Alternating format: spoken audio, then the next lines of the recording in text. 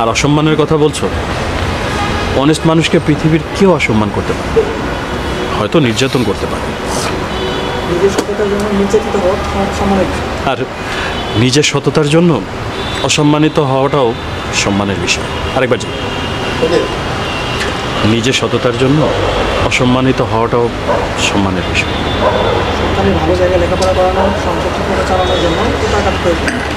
বন্ধু, আসলে সন্তানদেরকে ভালো একটা স্কুলে পড়ানো এবং সংসার পরিবারটাকে ঠিকঠাকভাবে চালানোর জন্য কিন্তু অনেক টাকার প্রয়োজন হয়ে সন্তান হ্যাঁ নিজে অসৎ হয়ে নিজে অসৎ হয়ে সন্তানকে পৃথিবীর শ্রেষ্ঠ স্কুলেও যদি তুমি ভর্তি করো তাতে কোনো লাভ নেই। সন্তান শিক্ষা গ্রহণ করে তার বাবা মার কাছ থেকে। নিজে অসৎ হয়ে সন্তানকে পৃথিবীর শ্রেষ্ঠ স্কুলে ভর্তি করিও কোনো লাভ নেই।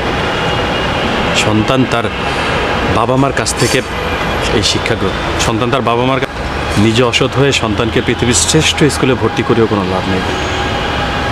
সন্তান তার শিক্ষা পায় বাবা মার কাছ থেকে। হ্যাঁ, নিজে অসৎ হয়ে সন্তানকে পৃথিবীর শ্রেষ্ঠ স্কুলে ভর্তি করেও কোনো লাভ নেই বন্ধু। সন্তান তার সেরা শিক্ষাটা পায় বাবা মার কাছ থেকে। বন্ধু বন্ধু এখন আমার কি হবে? আর আমি বাসাতেই সবার কাছে মুখ দেখাবো কিভাবে?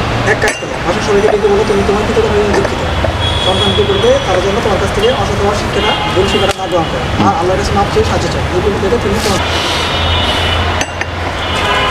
এক কাজ করো, বাসায় যাও, বাসায় যেয়ে পরিবারের সবাইকে একত্র করে সবার কাছে ক্ষমা চাও। বিশেষ করে সন্তানদেরকে বলো তোমার এই অসৎ হওয়ার শিক্ষাটা যেন তারা কখনোই গ্রহণ না করে। নামাজ পড়ো, আল্লাহকে ডাকো, একমাত্র আল্লাহর কাছেই সাহায্য চাও। আমি শিওর আল্লাহ তোমার এই বিপদ অবশ্যই কাটিয়ে দেবে। ঠিকই বলেছো বন্ধু। আসলে এখন পরিষ্কার বুঝতে পারছি তুমি এতদিন সঠিক পথে ছিলে, আমি ভুল পথে চলেছি। ওই যে একটা কথা বারবার বলতে, honesty is the best policy. একদম সত্য কথা।